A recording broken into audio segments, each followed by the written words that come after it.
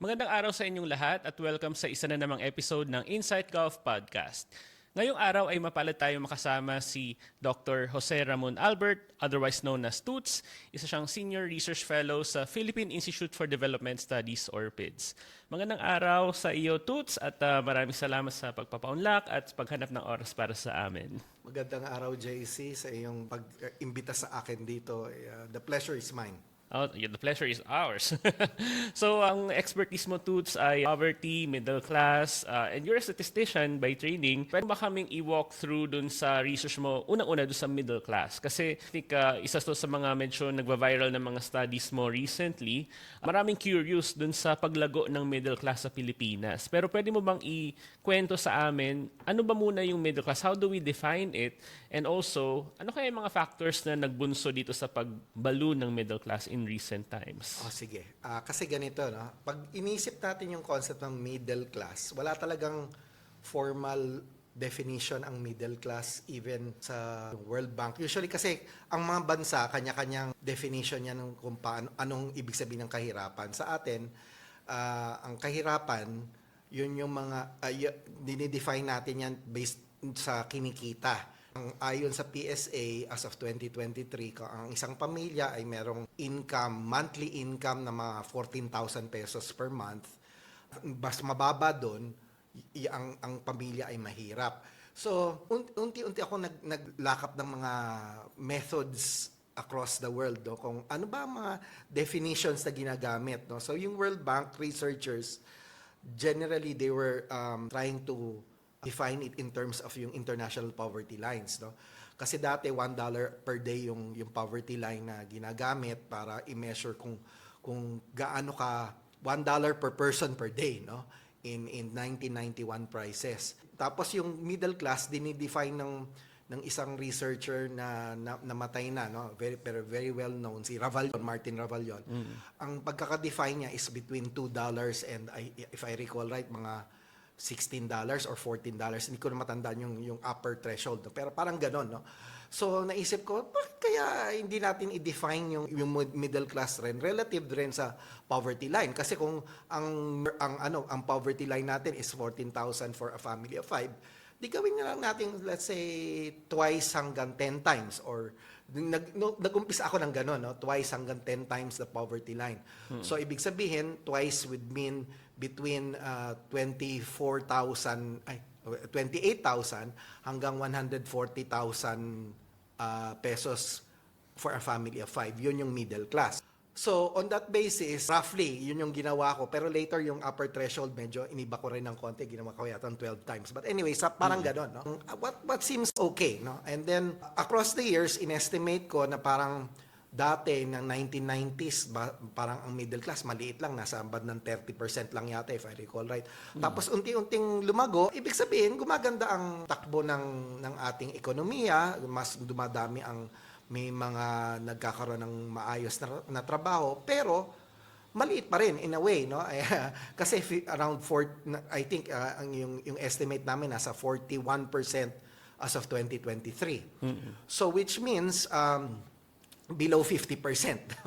So gusto sana natin palaguin pa sana, no?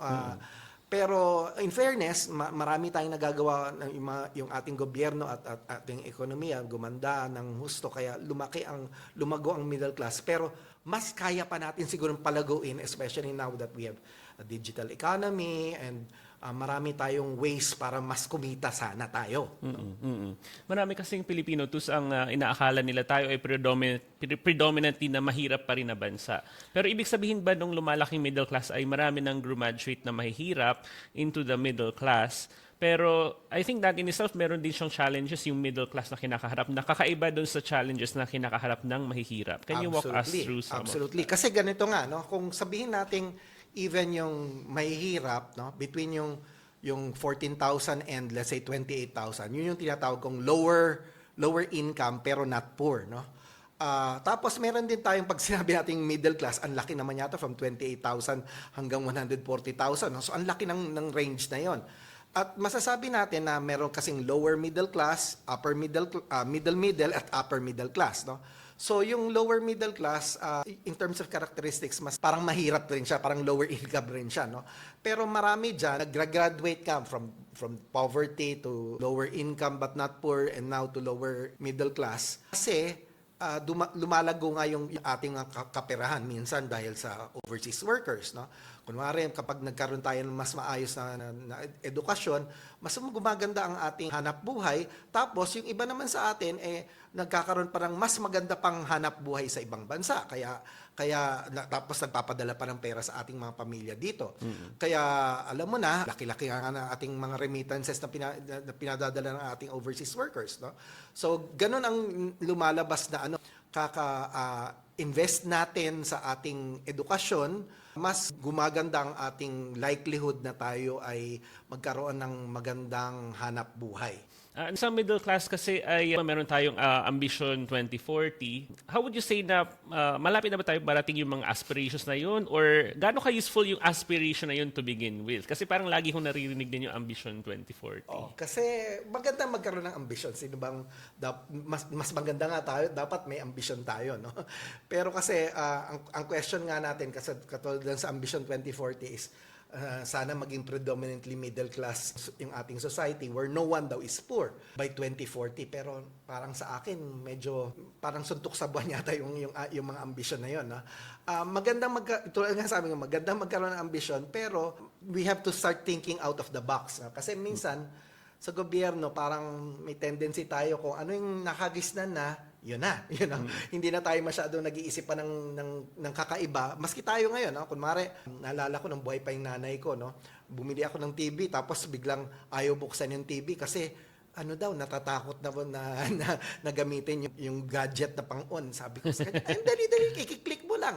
Kasi minsan meron tayong mga perspectives na madali tayong matakot, lalo na sa teknolohiya. Maraming ways ngayon tayo na sana kumita ng gusto, lalo na sa maging influencer ka, vlogger, or kung ano man, no? Pero minsan tayo medyo nagiging conservative tayo, natatakot tayo na baka hindi tayo kumita sa ganyan. Pero I mean, worth a try, di ba? Sana, ang punto kasi natin dito is mas maaatim natin yung as a nation, magkakaroon tayo mas malagong ekonomiya kung ang structures natin ngayon are fit para unang-una we invest in ourselves for our future, at pangalawa na rin yung kung nag-i-invest rin tayo na para magkaroon ng mga investors dito, no?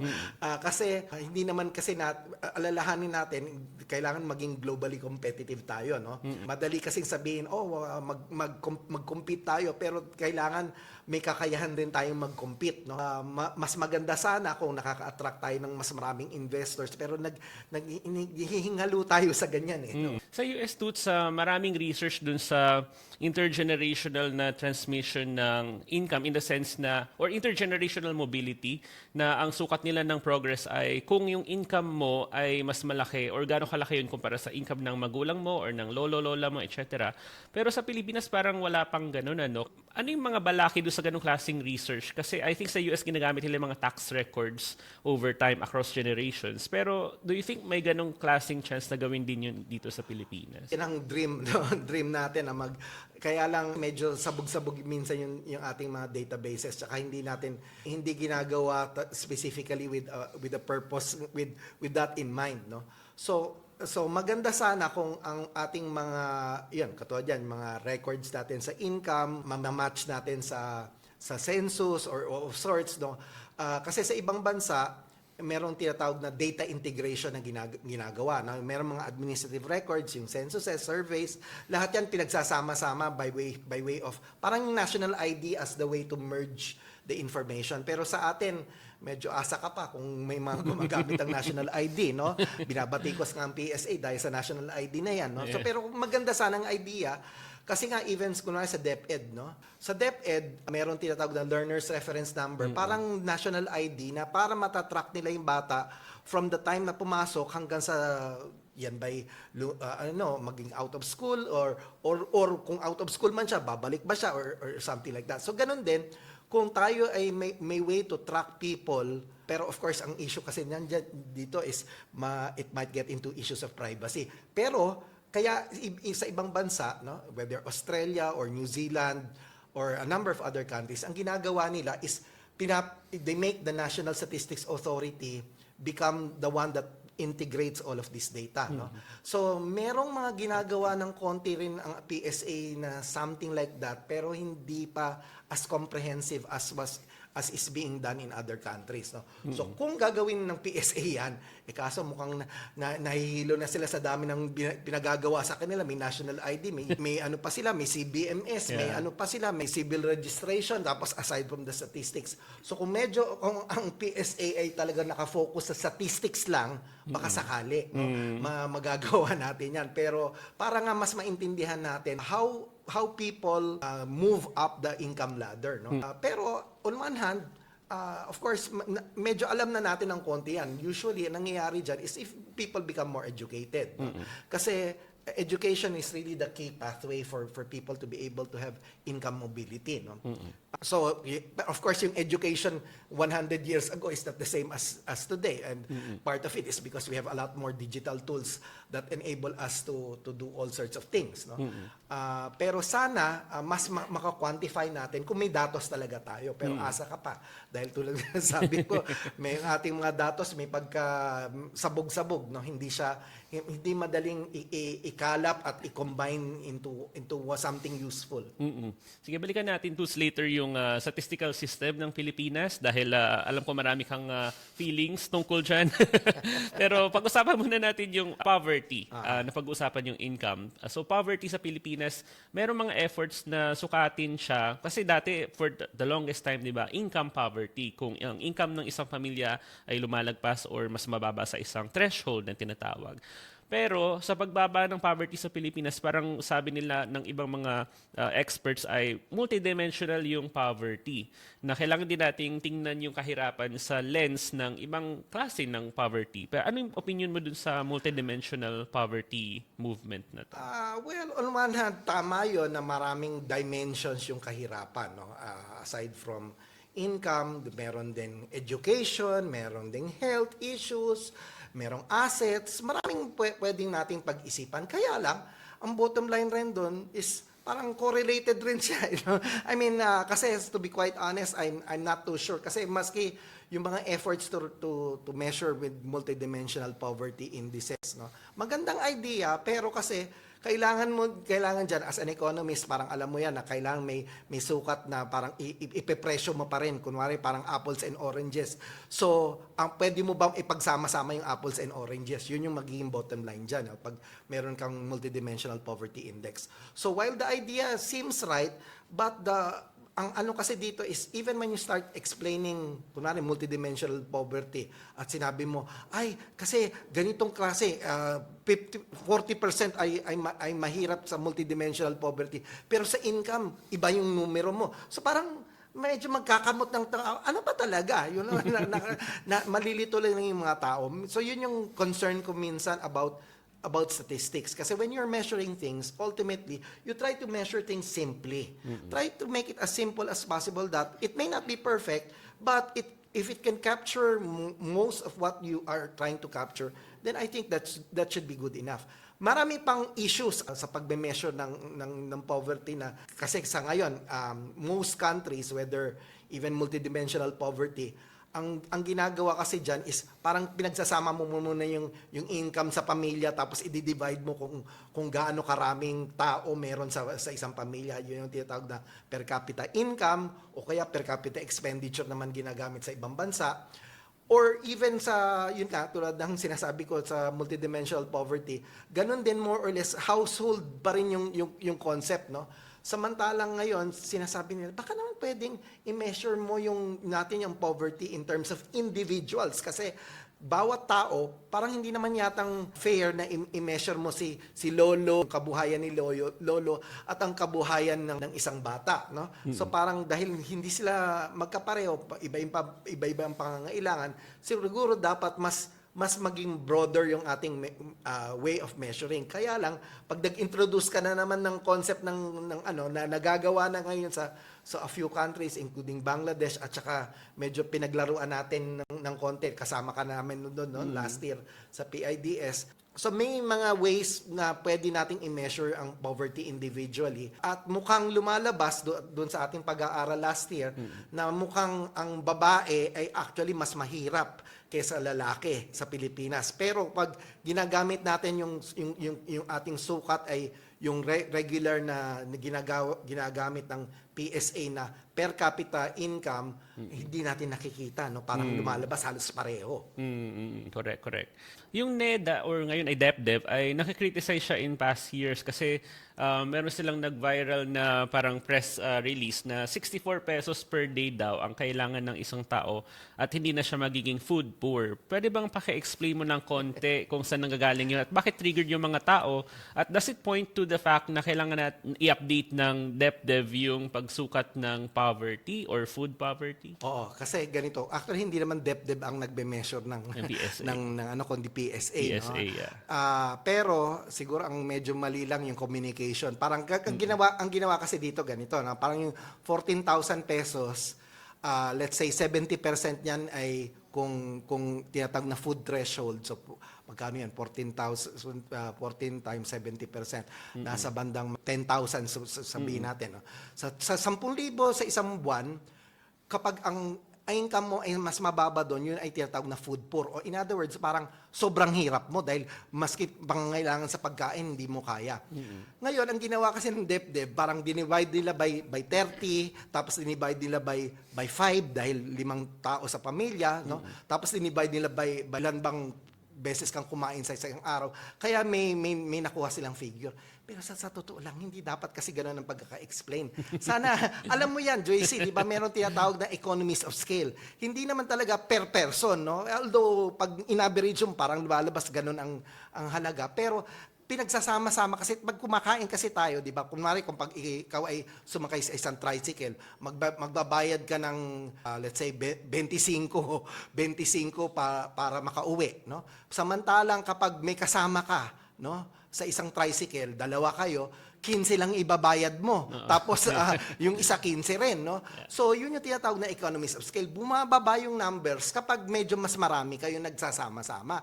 Kaya lang unfortunately, parang hindi masyado naintindihan, no? Na parang divide, tapos na-explain, no? Sa isang araw. Pero siguro sa akin, hindi ko i-explain na ganun. I will still explain it in terms of a family of 5, monthly income, para mas naintindihan. Kasi, in fairness, no, to the PSA, yung same number na yan, na 10,000, it's the same threshold na nakukuha ng SWS sa kanilang hunger. Yung mga statistics na nakakalculate nila sa hunger statistics and everything. Tinatanong rin nila, magkano ba ang dapat na pera para ganyan-ganyan? Tinatanong rin nila. And in the same way, food poverty according to the SWS figures averages to 10,000 a month for a family of 5. So it's actually the same. No? Pero you're right also that kasi sa totoo lang, itong mga numbers na to, from a methodology that we started, that we developed way back in 2010, and ang ginagawa lang ng PSA, nag-update lang siya sa prices. Dapat talaga pag-isipan na is the poverty line still useful today? Siguro dapat mag-isip-isip. May ginagawa na daw ngayon ang PSA pero delayed sila by 5 years. Kasi according to our work program, which we had 2010, sabi namin, within 10 years, PSA, or at that time, NSAB and NSO, should re-inspect the poverty line methodology. Hindi ginawa ng PSA, unfortunately. Ngayon lang ginagawa. Medyo na-delay sila kasi ang dami-daming nangyari, ang dami-daming pinagawa sa kanila. No? In fact, nung pinagsama-sama yung NSO, NSAB, BAS, etc. into now a very big organization called the PSA, medyo naghingalo rin sila sa budget, ganyan. So, ang dami naging problema nila sa in fairness, kaya hindi nila nagawa. Pero, ngayon ginagawa nila, pero I'm still a little bit critical kasi parang feeling ko, sa ngayon kasi, when you're going to benchmark our national poverty line, it's somehow a little bit close to yung estimate ng World Bank for lower middle income countries na around $4 $4.30 yata o $4.20 per person per day, no? Ang World Bank kasi ginagamit niyang benchmark sa international poverty measurement is $3 a day per person for mga mga very poor countries. Tayo lower middle income country. So tama, lower middle pa lang tayo, no. Nasa bandang $4.20. So medyo malapit-lapit. Kaya lang ang sabi natin gusto nating maging upper middle income, di ba? Medyo konti na nga lang, $23 na lang ba ang short natin or something, no? Yeah, Parang around that, yeah. around that level. So if we're going to use the World Bank's measure, so bandang nasa $6.20. So which means underestimated pa rin yung poverty natin, no? And ang feeling ko baka dapat ang ginagamit natin is at least 50% more than the current number. So kung about 14,000, feeling ko dapat nasa bandang 20,000 yung poverty line. I see. You have lots of experience sa ASEAN countries and sa Lao especially. You're a consultant. Can you paint us a picture ng kahirapan sa neighboring ASEAN countries natin and how poverty reduction in the Philippines compares to other ASEAN countries? Kasi ang tingin ko lang sa statistics, mas mabilis ang poverty reduction sa mga karatig bansa natin. And how are they able to do that? Yeah, tama ka. Kaya nga ang World Bank ginagamit niya is pareho yung measurement scale, no? Kasi all the countries kanya-kanyang way of measuring poverty, no? Pero pag ginamit natin yung $3 per person per day poverty line ng World Bank, lahat naman ng ASEAN countries pababa yung poverty, no? Including Lao. Lao yung pinakamahina na pagbagsak ng poverty. Ang Philippines, sad to say, is not doing as well as other countries. Tama ka, no? Indonesia has done very well. Vietnam also has done very well. And part of it is because na-reduce rin nila yung tinatawag na inequality, yung kakaiba-iba ng incomes ng mga tao, no? And I think in the case of Indonesia, they implemented both a conditional cash transfer, parang yung 4Ps, conditional cash transfer, at saka meron din silang unconditional cash transfer. Ang difference kasi ng Indonesia sa atin, may oil sila, tayo wala. So parang ginamit nila yung oil revenues to do many things, no? Especially for poverty reduction, and it has worked. Cambodia has already started to do, I think, if I recall right, even something of that nature rin, mga targeted programs for the poor. So tayo, feeling ko dito is ang major bottleneck kasi natin is ang lawak ng inequality, yung hindi pagkakapantay-pantay ng mahirap at may kaya, no, sa buhay. And ang magiging main issue talaga dyan is how can we make people become more educated? Kasi yun yung magiging pathway talaga for poverty. Kung ang mga tao karon sila mas mataas na antas ng edukasyon at eventually magagamit nga ito para sa mas magandang trabaho. Pero in addition, it helps kapag meron tinatawag na social protection, no?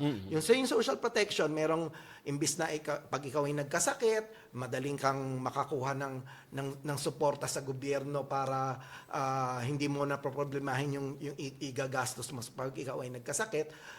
Ginagawa na rin natin ngayon yan sa universal health coverage, pero nagsastruggle kasi minsan yung binibigay ng PhilHealth pagkaliit-liit noon, pero ngayon yata ang dinig ko medyo nag-improve na, tinaman, no?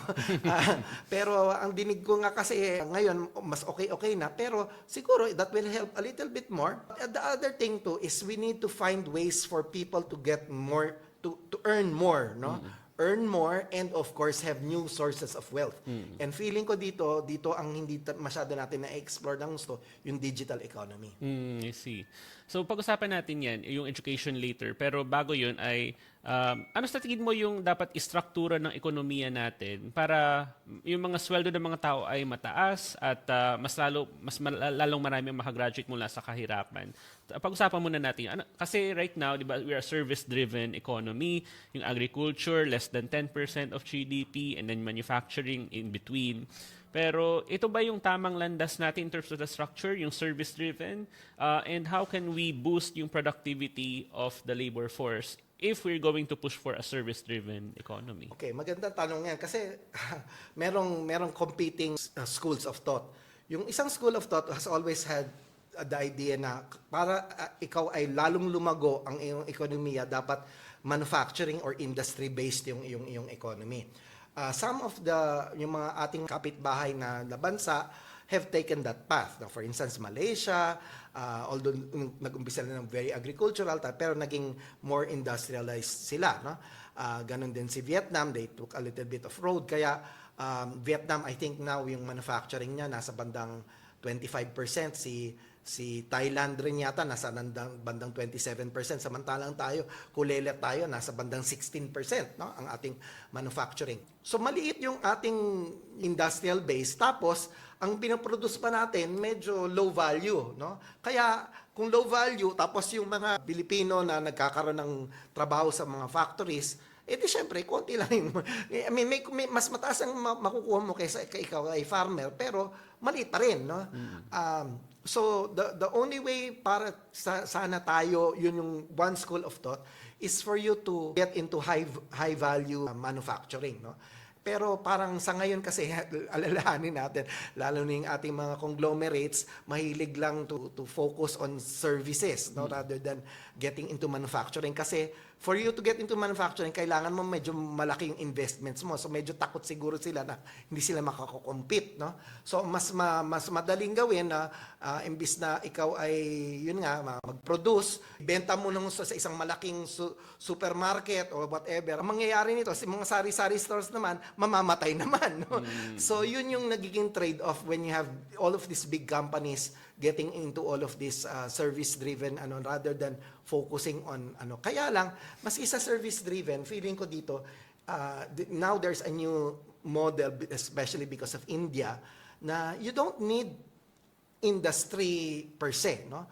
You can also try to harness more of your services sector. Yun yung tinatawag na servicification, no? So that seems to be a path that is being suggested now, that may be a way for us. Pero yun nga, hanggang ngayon nagtatalo-talo. Lucky for me, I'm not an economist. I'm a statistician. I don't have two hands, no? Kasi sabi yung mga economists, on one hand, on the other hand, no? Ang sinasabi ko lang is, anong nakikita ko mula sa datos, no? Yung sa datos kasi natin, pag tingnan natin yung labor productivity in particular, halos walang pagbabago, no? Over the years, when you start drilling down into the subsectors, ang medyo lumalakas yung labor productivity, believe it or not, is on finance, on real estate in recent times. Pero sabi ko nga, bakit dun? Di ba? Of all sectors, yun dun pa naman. Samantalang yung ibang services sana, kahit sabihin kong, okay, services, pero bakit of all places? No? But anyway, dun lumalabas. No? So maybe part of it now is because fintech, nandyan na rin. No? So lumalago si finance. At saka meron kasi, alam natin na ibang kumpanya, no? Meron na siyang supermarket, meron pa siyang bangko, no? In fact, many of our conglomerates, meron banks, no? Kanya-kanyang banks. So, tapos yung isang family pa natin, hindi lang sa bangko, meron pa silang digital payment, no? So, nakikita mo na parang doon sila nagpo-focus, kaya siguro lumalago. Pero nakakahinayang kasi on one hand, marami pa sana tayong pwedeng pagpuntahan ng, kasi pag sinasabi natin, we have very good human capital, lalo na may mga very good, bright people tayo sa IT. Oo nga, pero ang nangyayari, wala tayong masyadong, in fact ngayon, pag naisip mo, even within ASEAN, no, walang startups na talagang who came big, no? Pag nakita mo, kunwari si Grab, Singapore-based yan, di ba?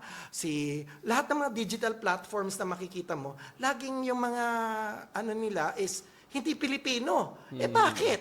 There must be something wrong about our startups ecosystem, no?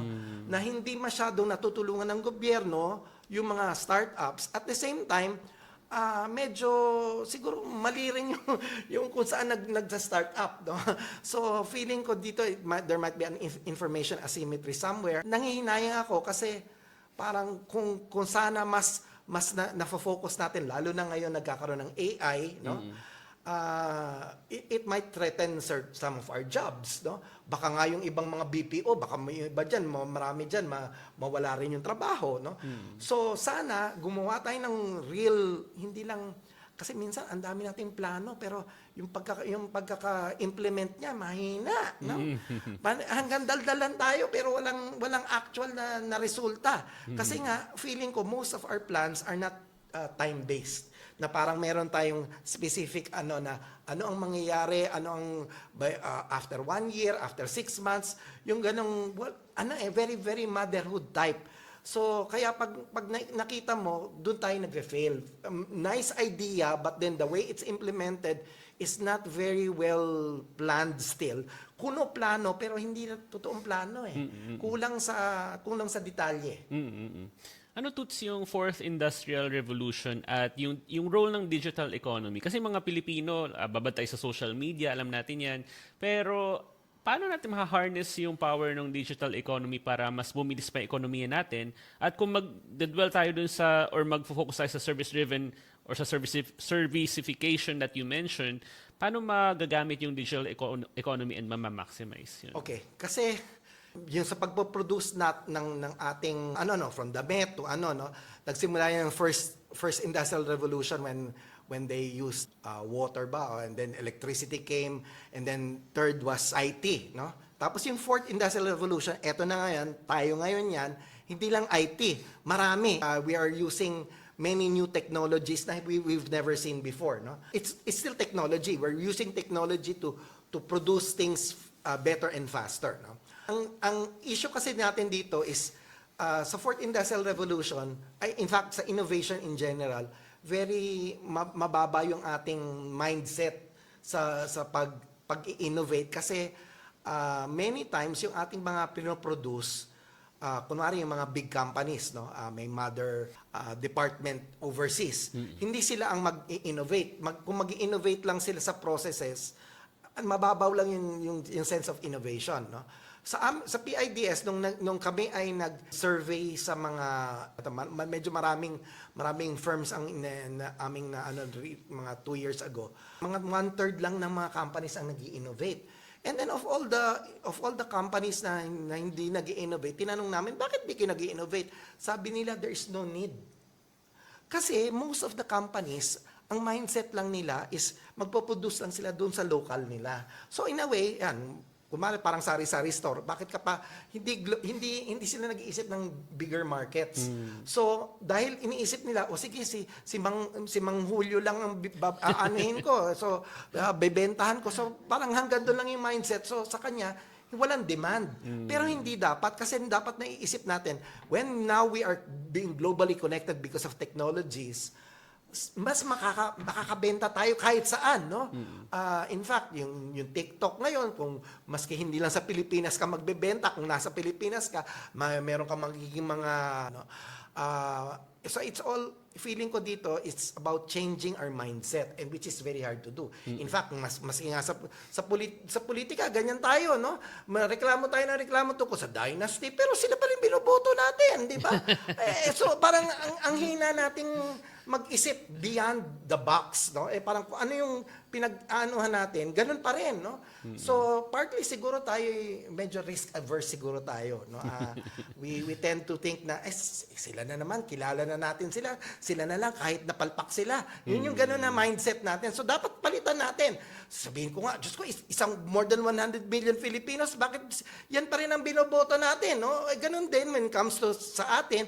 Bakit naman, meron kayong smartphone. Hindi mo alam kung paano gamitin yung telepono mo. Actually, ganyan din ako. Once nung kabibili ko yung phone ko, may tumatawag sa akin si Toby Monson, tumatawag sa akin sa bangko, no? Hindi ko alam kung paano, Tapos sabi ng gwardiya, sir, ganyan ito lang, extra swipe lang ganyan. Siya pa nagturo sa akin, security guard, imagine mo, no? Siya pa may marunong, no? So, feeling ko dito is we need to also have that mindset of trying to learn, no?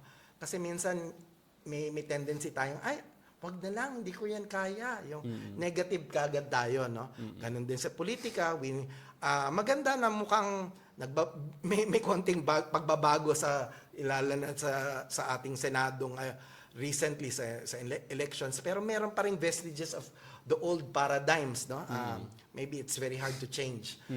Pero yun ang dapat. Now, we should be open to change. We should see and embrace change. I think yun yung difficulty natin because most of the time we are very afraid of change.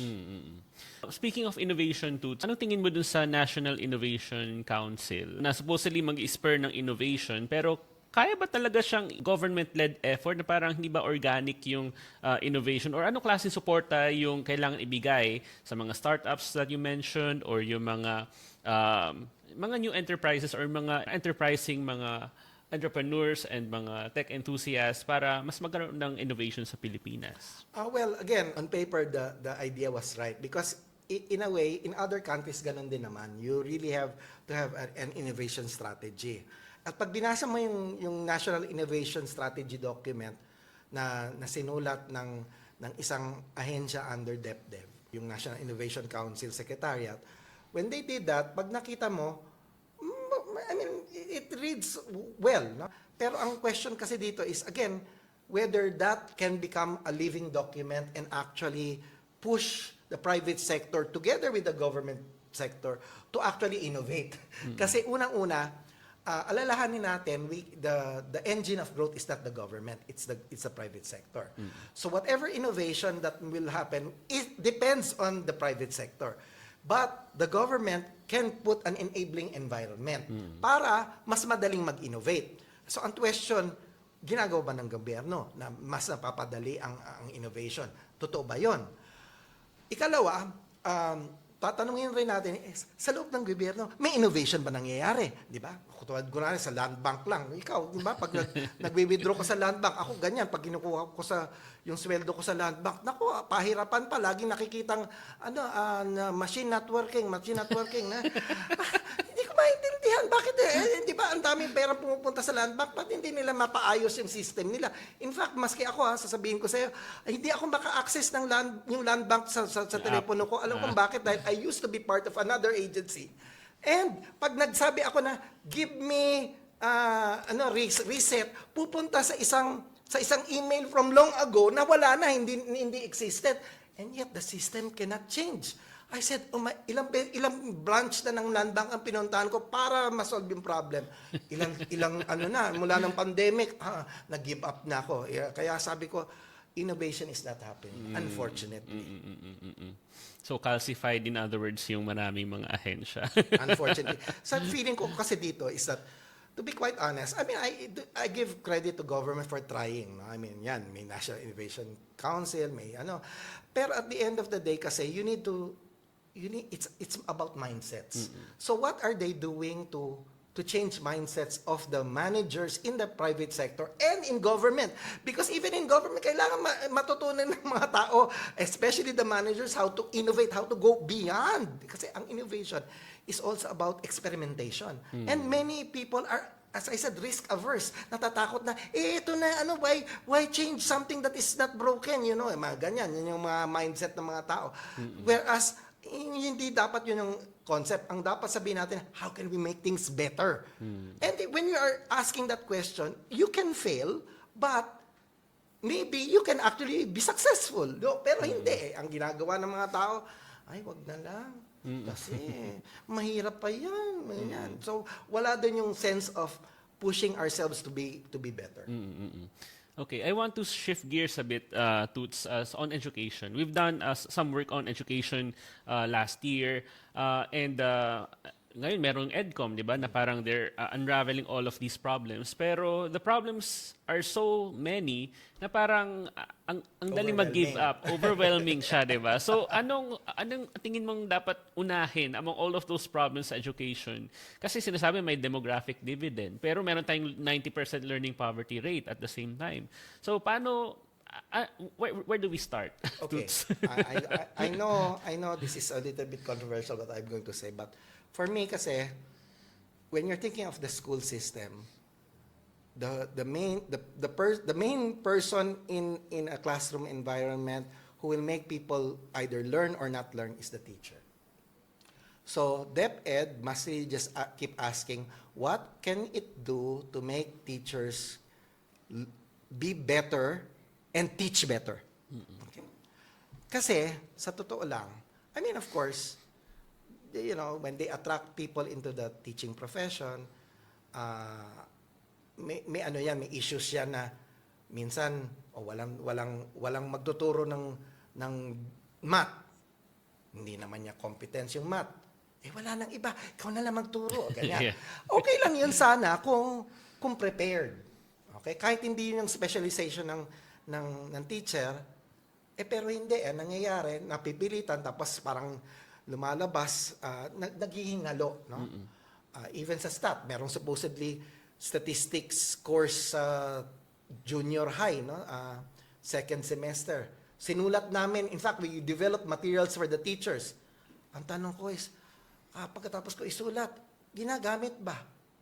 Hindi naman yata. Dinonate ko sa DepEd, ha? Dinonate ko yung learning materials and everything, and then afterwards, di ko rin malaman, bakit hindi ginagamit? Kasi hindi daw DepEd yung di mga teachers ang nagsulat. Di kopyahin nila, copy-paste, wala na akong pakialam, binigay ko na nga sa kanila, hindi pa rin nila ginagamit. So yun yung feeling ko minsan, na parang, well, there really is a textbook mafia at DepEd, to be quite honest. There are many problems. You zeroed in on it. But feeling ko dito, we must focus on the teacher. How to make the teacher teach better. So in fairness, again, I think DepEd is trying to do that now also. I give a lot of credit to Sec Sani Angara, who has been pushing for many reforms, and even now they're being assisted by World Bank to test some projects again on teaching quality. That's the way to go. Kaya lang we need to do it fast, no? Kasi ang nakakatakot lang kasi when we're experimenting sometimes, kaya medyo natatakot yung ibang tao mag-experiment, is because the experiments can fail. But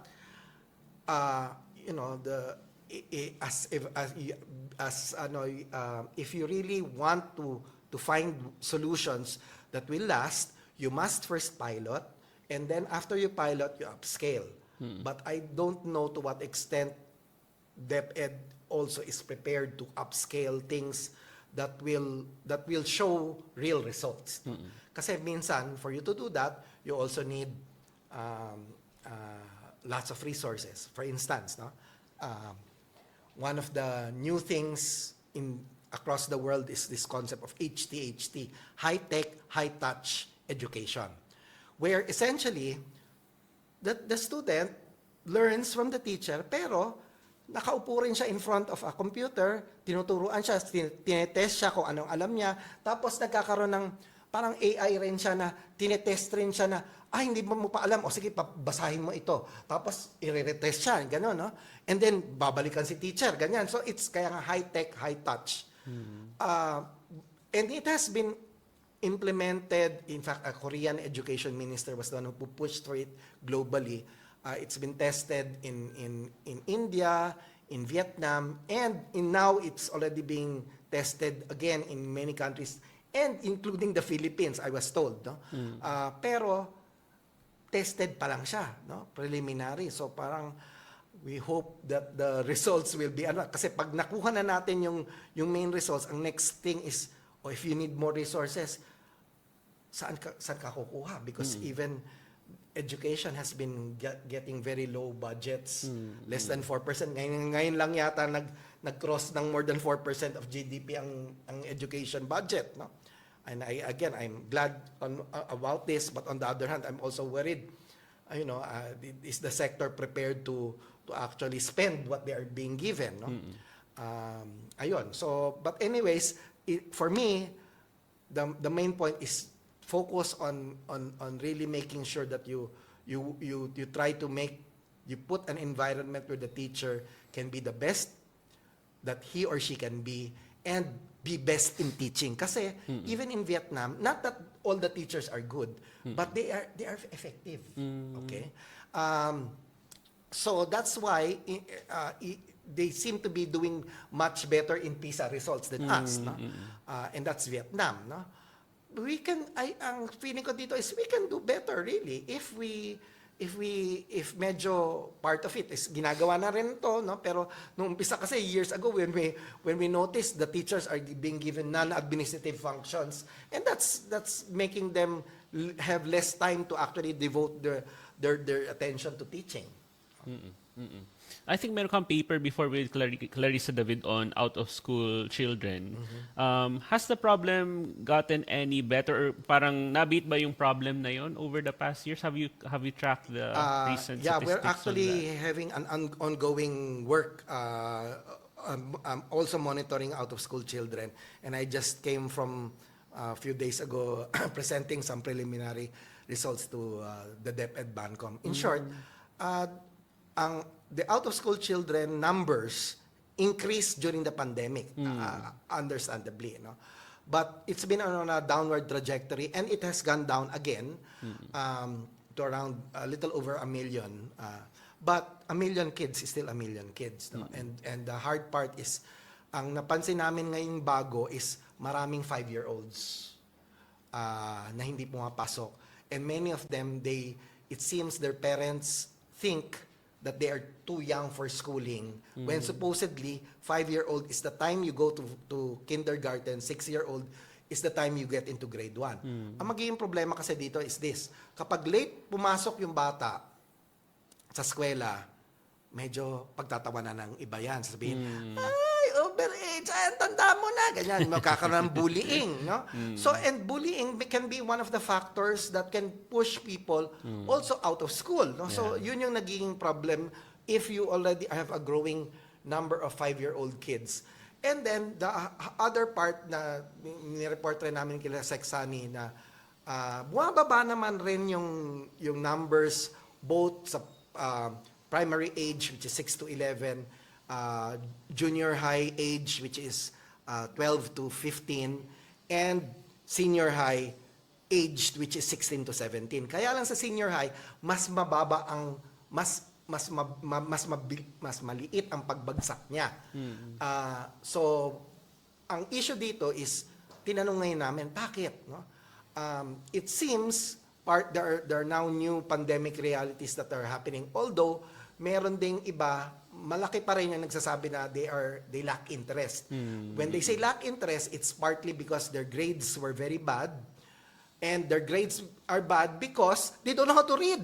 No? Kasi ang nangyayari kasi dati, in the past, pag, ang daling, in fact, nasa performance-based bonus minsan yung, sige, kailangan 0 dropouts. Kung hindi mo ma-meet yan, hindi natin makukuha yung PBB. Kaya ang gagawin, ipapasa na lang lahat. Mass promotion. Yeah. Kahit hindi marunong magbasa, paakyat yung bata, hindi pa rin siya marunong magbasa, nahuhuli na siya, kaya naglalak siya ng interest. And ngayon, complicated a little bit with a new, some new interviews we had both with parents and teachers. They were saying, na-addict daw yung mga bata ngayon sa social media, sa mga barkada, and sa gaming, no? And then yung particularly sa social media, parang nagiging nila na ang daming vloggers tsaka mga content creators na they don't really even finish school. So baka ako rin siguro dapat maging gano'n na lang ang trabaho ko para kumita ako ng pera. So gano'n yung nagiging mindset ng mga bata. That's why they're starting to think, including daw some 4Ps beneficiaries, na parang the opportunity law, kasi even for 4Ps beneficiaries, binibigyan mo naman ng magkano, 500 pesos per month. Pero it appears, naisip siguro ng bata, 500 lang yan. Samantalang magkano kikitain ko pag naging social media influencer ako. Kaya nagawa ngayon na yan, nag-iisip ngayon na, huwag na lang kaya ako mag-aral, magtrabaho na lang ako. So yun yung nagiging difficulty now. So that lack of interest is being further, worsened by that mindset from, happening from the sense that maybe they can earn also from other means.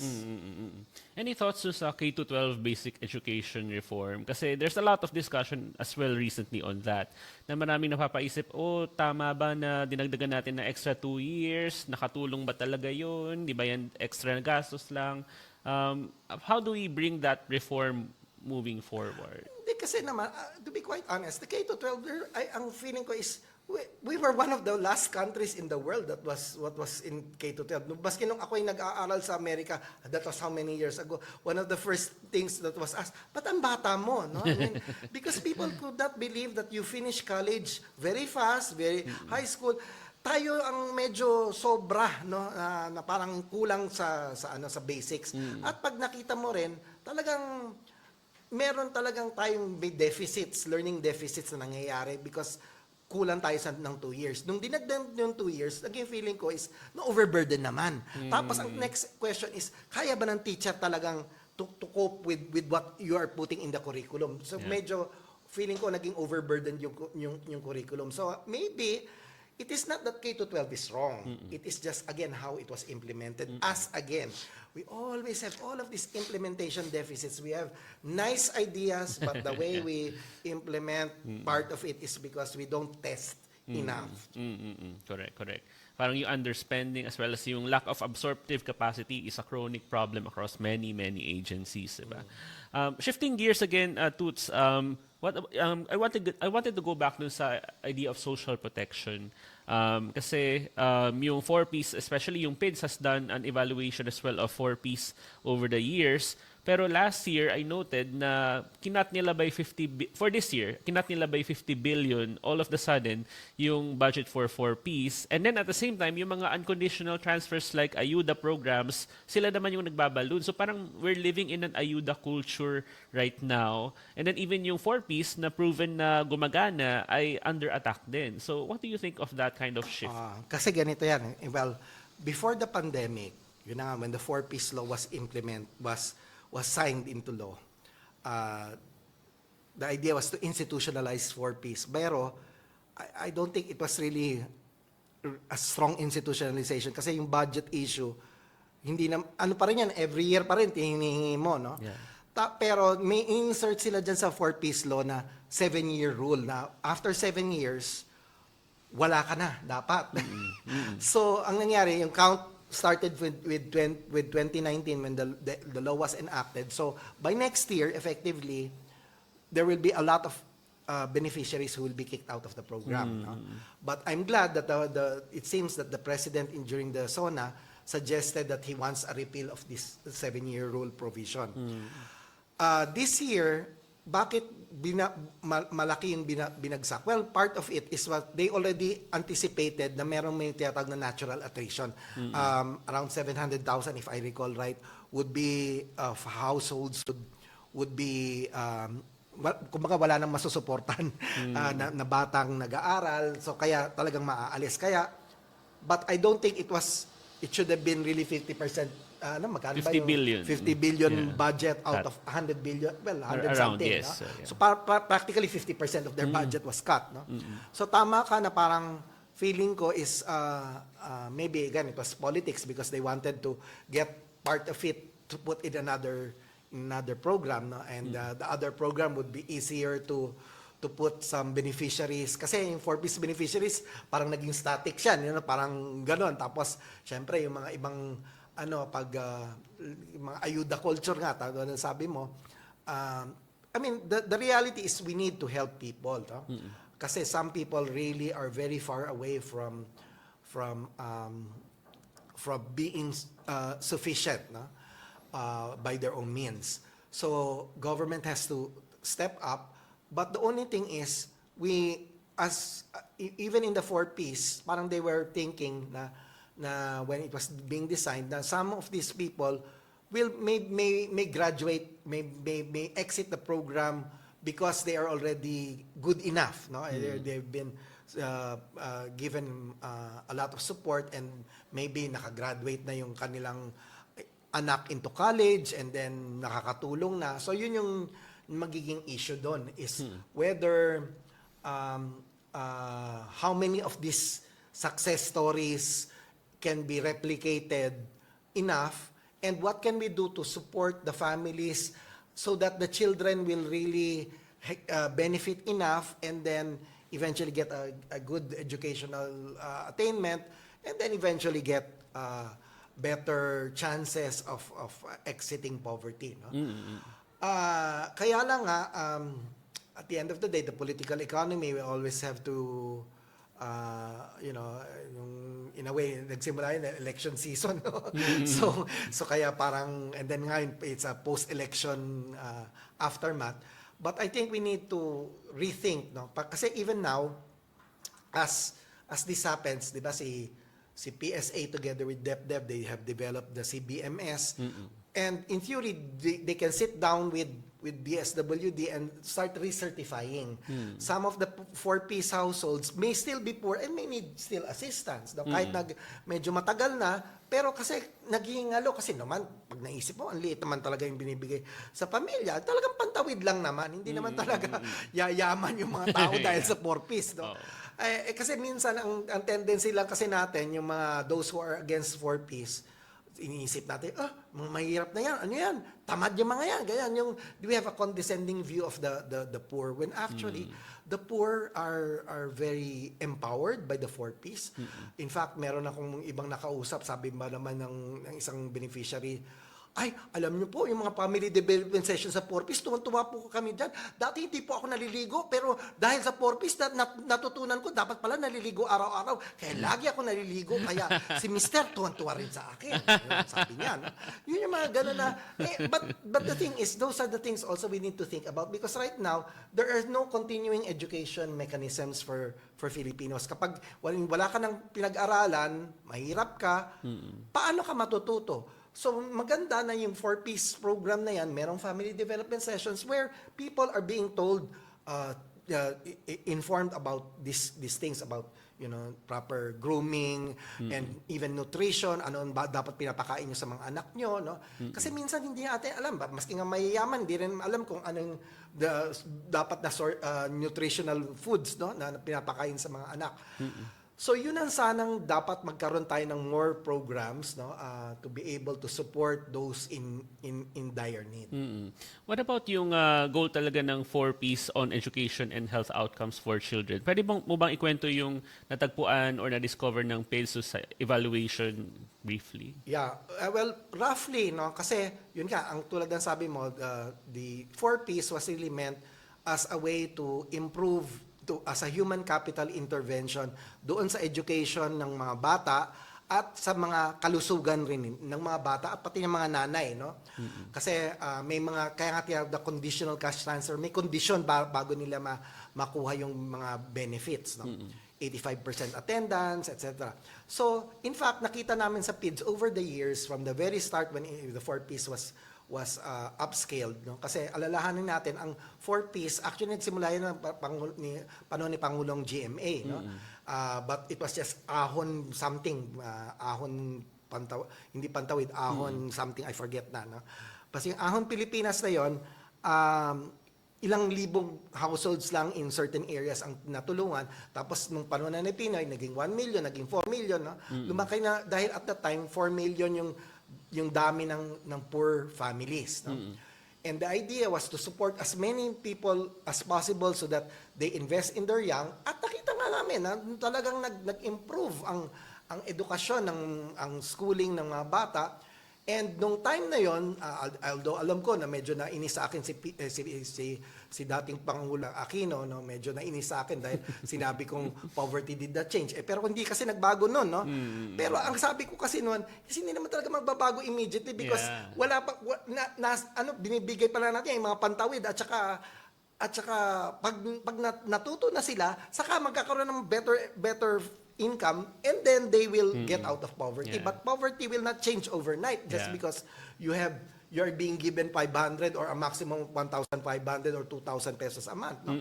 Whatever it is. So, sabi ko nga, hindi talaga dapat isipin ng whether at that time, no, na magbabago kagad yung poverty. Pero over the years, even the World Bank in many of its reports noted that much of the poverty reduction, especially up to 2018 before the pandemic, was because of the 4-piece. No? There was also some shift in the labor structure, no, na yung ibang mga dating nasa agrikultura ay pumunta sa services or manufacturing, so mas lumaki yung pera nila doon. So yun yung naging pathway part of it is when they got out of agriculture, kasi agriculture medyo mahina nga yung yung makukuha mong pera diyan, no? Unless high value yung products mo. At ngayon yata, ganun din, the new report of the World Bank that's going to come out, I don't know if it has already come out, but I know I've seen it was presented to us, and it was suggested also that the fourth piece is part of the reason why poverty has reduced. No? Kasi nga yung mga bata nakapag-aral na, so at makikita rin yun sa data ng DSWD mismo, kasi meron silang tinatawag na SWIDI, no? Social Welfare Development Indicators data, na tinatanong nila yung reported incomes ng mga tao, at makikita rin doon na nag-improve. Kaya lang yung pinaka-recent incomes are below still the pandemic levels ng 2019 yata, no? So doon mo makikita na nakatulong ng gusto, nag-i-improve, pero dahil sa pandemya, talagang bumagsak na naman sila. So, unfortunately, we really do need to help many of these needy persons, and perhaps we even need to start thinking of expanding, because poverty is not static, no? So, may mga taong babagsak dahil may namatayan, may nangyari sa nabahalang ng konti, nawala na ng source of income. So because of that, we need to also be careful na hindi dapat talaga yung very strict yung paggamitan na ng poverty line. Kung sakaling nagta-target rin tayo, medyo be a little bit generous with the poverty line for targeting purposes. That way, kasi merong mga hindi naman talaga technically poor, pero nasa threshold, near poor na tinatawag na, ang daling bumagsak. No? So sila ang mga kailangan nating bantayan at tulungan, kasi hindi naman madali na pag may nangyari, ano ngayon mangyayari sa kanila kapag nagkaroon sila ng problema. Speaking of targeting tools, yung CBMS, yung Community-Based Monitoring System, meron siyang batas and is supposed to replace, I think, yung NHTS, yung dating sistema, yung listahanan, na merong database ng may hirap. Ano yung tingin mo doon sa CBMS? Kasi nakita ko sa batas na para siyang localized, na decentralized yung pag-identify ng mga poor, di ba? Pero nakalagay sa batas, dapat bawat munisipyo daw or syudad may statistician. May enough statisticians ba tayo para ma-implement yung provision na yun sa CBMS law? Ano tingin mo doon? No comment muna. Dapat tanungin mo dyan si Dennis Mapa o sa people from PSA. But, kasi sila yung nag-implement ng CBMS. Pero sa akin kasi, to be quite honest, I was a bit uncomfortable with the idea of CBMS being implemented by PSA, because the law is very clear that they should be dealing with confidentiality. So if the system is going to be a targeting mechanism, dapat we should have let the SWD continue, because in a way, yung ginagawa naman nilang listahan is somewhat CBMS rin naman, no? Kaya lang, nandyan na, ginawa sa batas, so wala tayong magagawa unless baguhin yung batas. Pero feeling ko nga is, the nice thing though that's there is that there will be an independent agency outside of the SWD that can identify kung mahirap pa talaga o hindi yung mga nandun sa CBMS.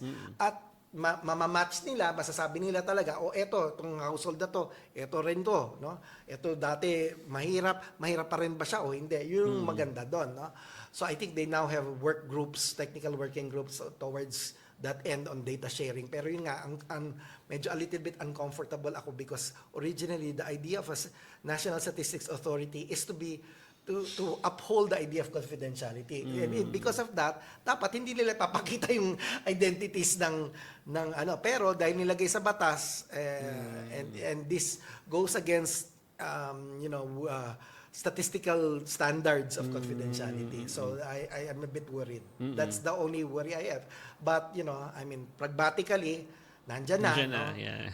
So we can't do anything about it because the law was, they made the PSA do it, but I just hope in the future they should be removed again from PSA.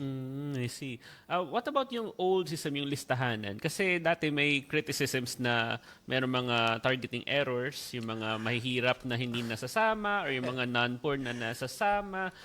So, mas magandang sistema ba yun? And Mas maganda ba sanang tinweak na lang yun? Improve it? Parang Hindi ganun. kasi ganito yan eh. Whether you can CBMS or listahanan, there will be errors. In the same way na kapag pumunta ka ng doktor, nagkakamali ba ang doktor? Hindi naman Diyos ang doktor. Ganon din ang CBMS, ganon din ang listahanan. Hindi yan perpekto. Walang perpekto. May nagkakamali. Merong mga taong hindi dapat na nabibigyan, pero meron naman supposed to be grievance mechanism sana na isusumbong mo, kaya lang maraming tao hindi nagsusumbong.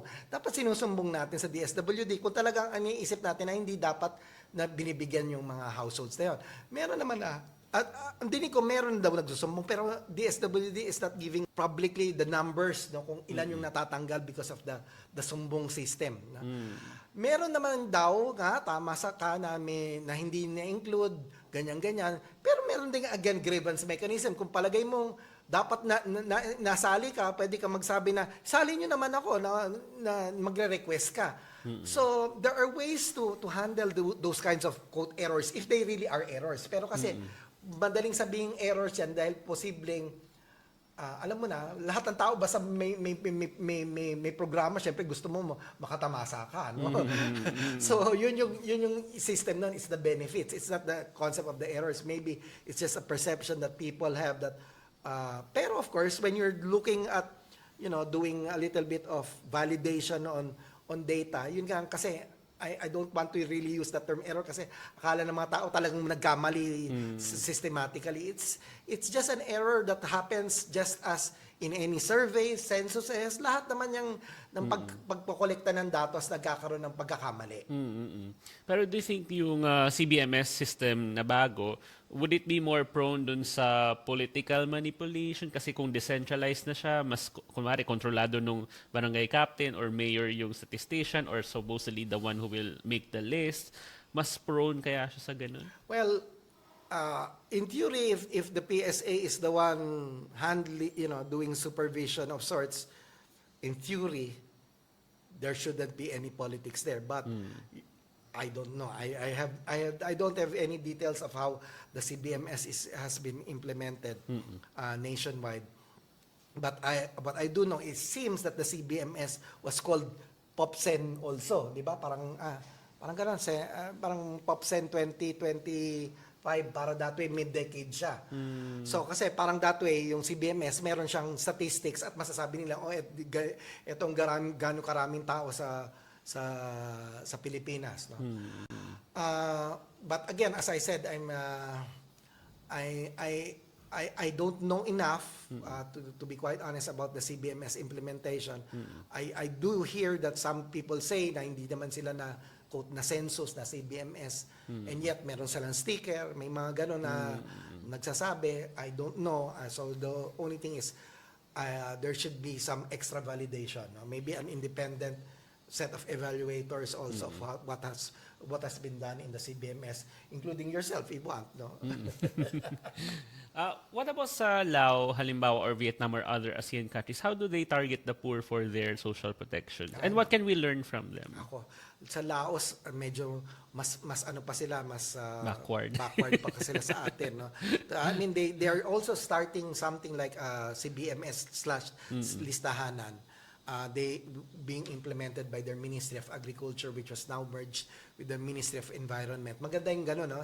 Pinagsama. Sana gano'n din sa atin, no? Paliitin natin yung gobyerno, no? Kasi parang dami-daming department. Nahihilo na ako sa dami ng department.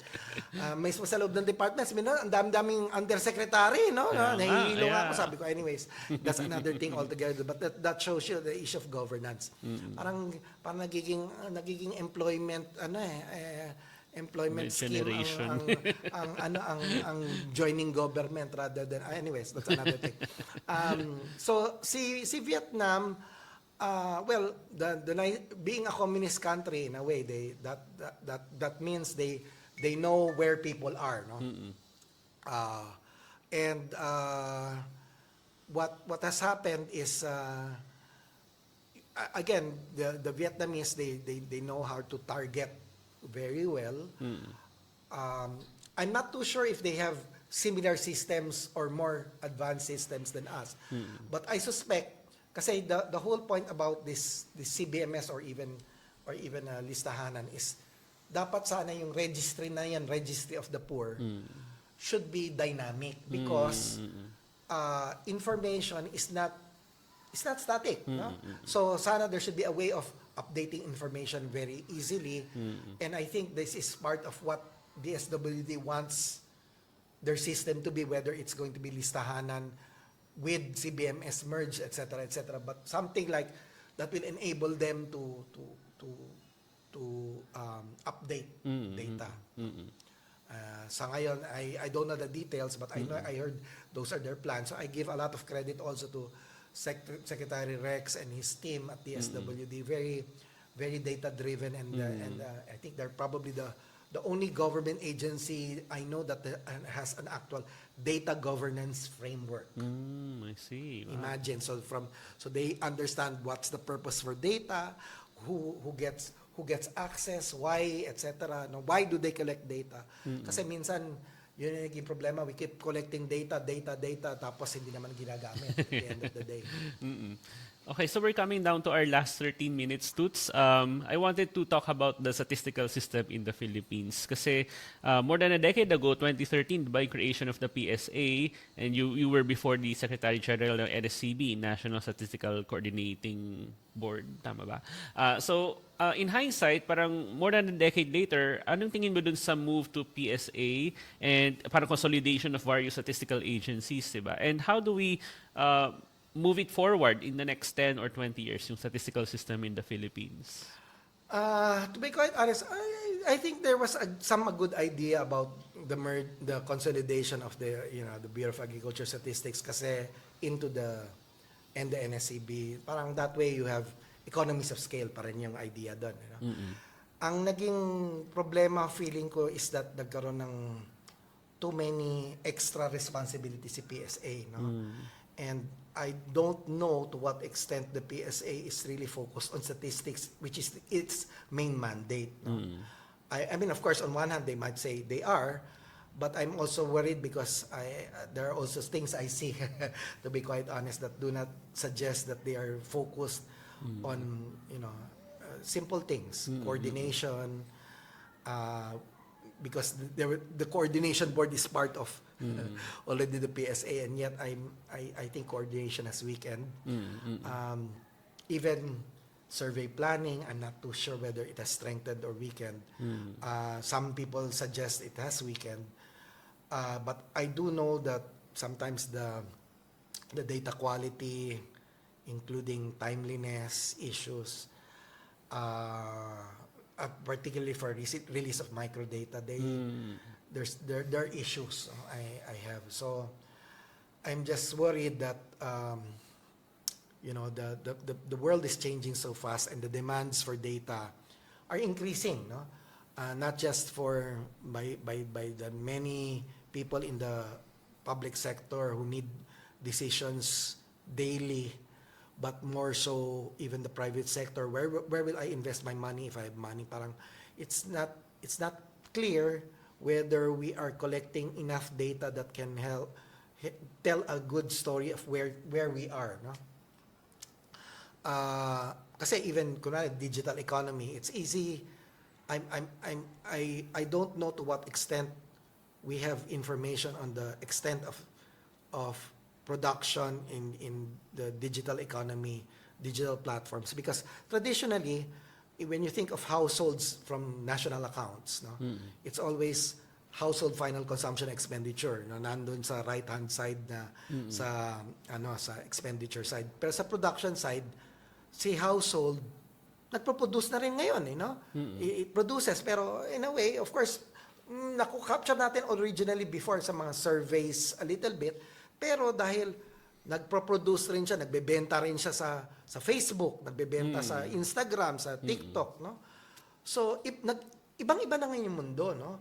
And ngayon, ang hindi ko alam, is the statistical system ready to meet the demands of the changing world?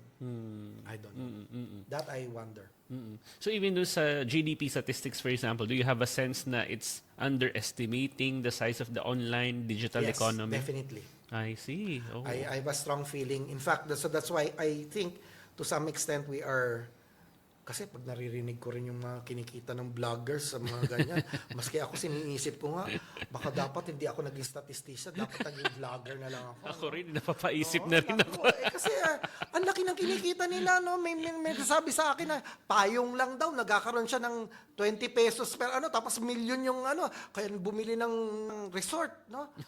Sabi ko, ay, ganun ba kalaki, no? Nagugulat na ako, sabi ko, dapat I'm in the wrong career. Me too, probably. So, hindi nakaka-catch up, in other words. I mean, I guess to some extent, na-incorporate, pero not enough. Yeah, I have a stronger sense that we're underestimating the economic activity. Kasi I have not seen specific questions in surveys of PSA asking about online economic activity. Natatanong na a little bit about how establishments use digital activities, but I'm not also sure to what extent they're asking the questions about production in the digital economy. No? So the traditional, all the surveys that are being done really need to be re-inspected, and then maybe the next problem, even ikaw, Netflix, nanonood ka ng Netflix, lahat tayo, ganyan. So, kumikita si Netflix, so definitely. So, saan na pupunta yung perang yan? Directly back kay Netflix? O yung ganun ba? We're not seeing the flow of money, no? Hindi katulad ng mga Chinese, lahat sila, ito WeChat, ganyan. Isang gano'n na, babayad ka sa WeChat. Namamonitor ng Chinese government, no? Tayo, asa ka pa, no? Kakamot lang ng ulo mga government heads, government agency heads. Hindi nila alam. I don't think they know. What about yung national ID na dumagdag pa dun sa pagiging overburden ng PSA? What do you think about how it's implemented now? And dapat ba sa PSA talaga yun? Well, if I recall right, it was Panfilo Senator Lacson who was the one who once said, hindi naman dapat PSA ang gagawa nito, pero sige na nga, parang gano'n, something like that. And in the law that created this national ID, it was mentioned that there would be some period of evaluation. Pero yun na naman no? Evaluation, pero kasi siguro the Congress is so focused now on other things, you know what. But, nakakalimutan na natin na those are other things. Kung hindi man na nagawa ng PSA yung mandate nila in the first place, I'm also wondering bakit sila, because national ID has nothing to do with statistics, no? It is just that should have been a function of either a DILG or because in other countries that's what they do, a home ministry of sort, or a DICT, no? Pero binigay sa PSA. So kawawa rin sila. Parang, again, it became a congressional mandate. But I think in the future, this is something that has to be removed from the PSA. And then second, although of course, you still need to solve all the problems before you just remove it. No? Kasi alam naman natin, although maraming nakatanggap marami nag-apply, marami ring hindi nakakuha ng physical IDs. Pero in the first place, hindi dapat physical ID yung inuna nila, kundi dapat yung digital ID, no? And then you just opt out of the digital ID if katulad ako, I don't want more IDs, you know? Just an ID in the should be okay. Pero ang tanong kasi dyan is even the digital ID sana ginawa in a way na, how do you say this? Hindi lang yung digital ID, sorry, yung the national ID, yung design niyan is nandun yung signature. Ngayon sa digital ID, kinorek na nila. Pero doon sa physical ID, wala yung signature. Kaya maraming bangko, ayaw nilang tanggapin, no? Sabihin nila, wala yan, no? Nung pisa nung nasa SM ako, pinakita ko, talagang tinest ko, no? Dinagay ko yung national ID ko. Sabi although that was several years ago, no? Sabi ko, bigay ko yung national ID ko. Ay, wala akong signature, hindi mo pwede. May gumanon sa akin. Sabi ko, alam mo ba sa batas, mali yung iniisip mo. Ginanong pa. Lecturean mo pa. Lecturean ko ng konti. No? So, of course, inaccept niya. Napilitan siya. Dahil kung hindi, diretso ko siya. Baka pinatawag ko pa yung manager niya. So, anyways. But yun yung naging feeling ko kasi na nagkulang rin si PSA because the national ID does not have any functionality in a way. You think of a driver's license, you have an ID, it's to show, hey, I can drive. I'm licensed to drive. But a national ID, what is it for? I mean, it was not clear to people. Kung pag ako may PWD ID, may senior ID na ako, ba't ba ako kukuha ng national ID? Ba't hindi nila ginawa na parang pinag-isipan pa? I think medyo kulang sa concept sa design and everything, no? Sa pagkaka-communicate also for the need for an ID. Kasi nga because of the basic idea that you need to for an ID to be for an ID it must be functional. What is it for? I see. Okay, so last question na lang, Toots. Alam ko may klase ka pa after this.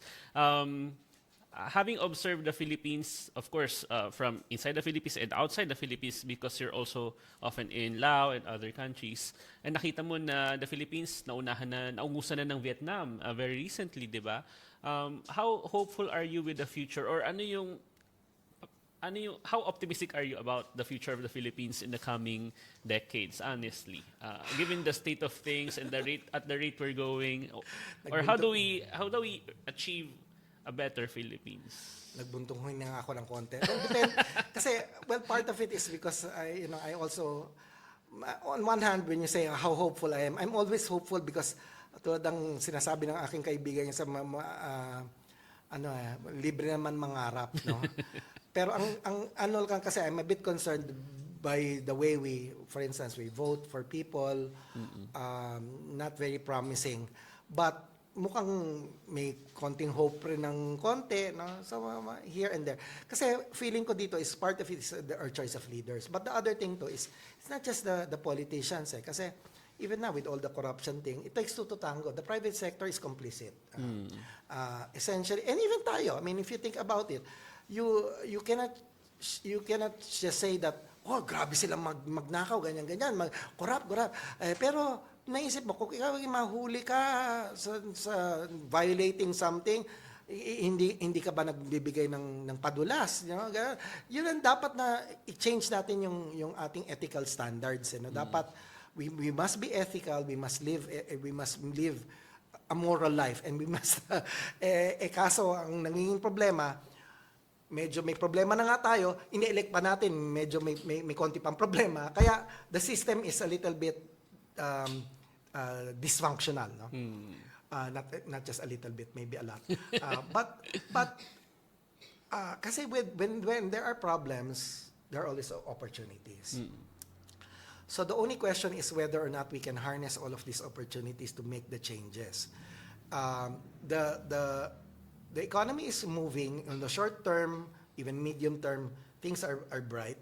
But are they bright enough to think that, kasi ngayon supposedly malapit na daw tayo maging upper middle income ka, no? And then they say, okay, upper middle income, but will we still stay trapped, tulad ng term ng World Bank, yung tinatawag na middle income trap.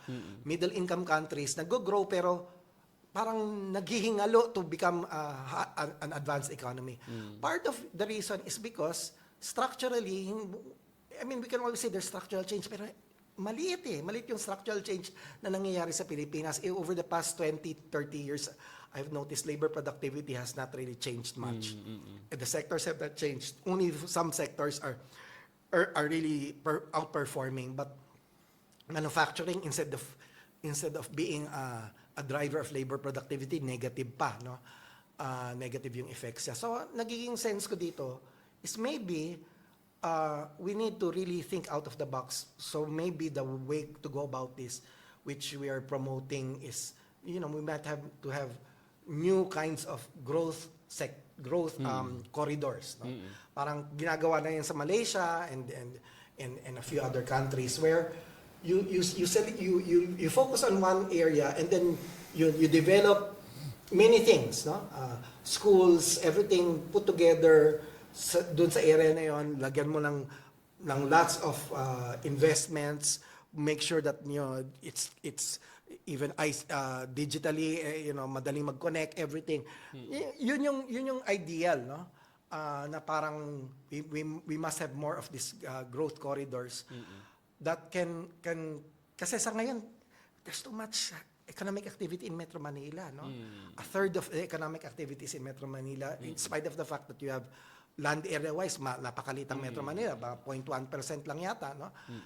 So we need to expand the growth outside of Metro Manila and then make sure that hindi lang yung parang isasalpak yung mga tao doon na o sige bang ilalagay mo doon, hindi kailangan the jobs must be there, the schools must be there, everything must be there, and they're all connected, no?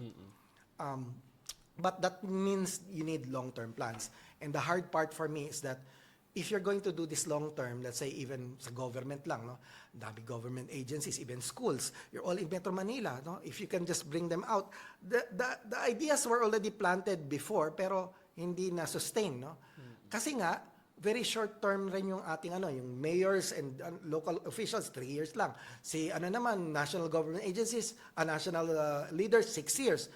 So 6 years may be too short for a good leader, but too long for a bad leader, no? Yeah. Pero si 3 years sa local, parang kailan siya magtatrabaho? Sa second year lang. Kasi sa first year, nangangapa pa siya, bago pa siya. Second year, sige, i-implement na niya. Pero nagsisimula na kasi third year, dapat mag-isip na siya para sa re-election niya. No? So, and then if matalo siya, yung ano yung programa niya, sa Makati, ay wag lang. Ay, ba't ka ba nasabi yan? Taga Makati ako, no? Nawala lang yung mayor, kahit kapatid pa rin yung tinanggal na yung ganyan. Yung ganun ba na? Walang continuity of program. So, that's what's a little bit scary. So, if we're going to have long-term programs, even yung mga multi-year, sana very well structured in such a way na leave politics out of it. I mean, it's a development project, so parang touch na tayo, hindi na dapat nakikialam yung politiko doon. Kaso unfortunately politicians always like to have their hands into every place. Wag na nga ako magsalita para kung saan mapapunta. Seeing all the problems sa Pilipinas, sa lahat ng mga bansang nakapag-work ka, naisip mo ba ever na, should I move here? Or paano ba maging citizen sa bansang ito out of frustration? Well, in fairness, when I go out of the country, I do see also other problems. And sometimes they're even worse. Kaya pag naisip ko, kahit ng Pilipinas, okay pa rin pala. No? Minsan ganun. Pero there are other times also when I see certain things na, why can we not do this? We have Filipinos here working kunwari sa Myanmar. No? When I first worked in Myanmar, few months, napapansin ko, ang bagal-bagal ng internet. Tapos biglang bumilis. Pero napansin ko, ba't bumilis? Kasi ang daming Pilipinong hinair na to change the ICT infrastructure. And then may nakausap ako who used to work for World Bank there. Ganun nga talaga na parang nag-boom because they changed the digital landscape. So why is it that we can do things relatively well if we go to other countries, we build infrastructure in the Middle East, but we cannot do it in here? Why? I mean, flood control and everything. Why is it we can't do things better here? If this is our country, we should be loving our country, but I don't know. It seems something's wrong somewhere. Okay, on that note, maraming salamat Toots sa oras mo. Could have chatted for even more, pero limitado yung oras natin. Next time na lang. Sige. So, dyan nagtatapos ang episode na ito ng Inside Cup Podcast. Samahan niyo ulit kami sa next episode. Maraming salamat.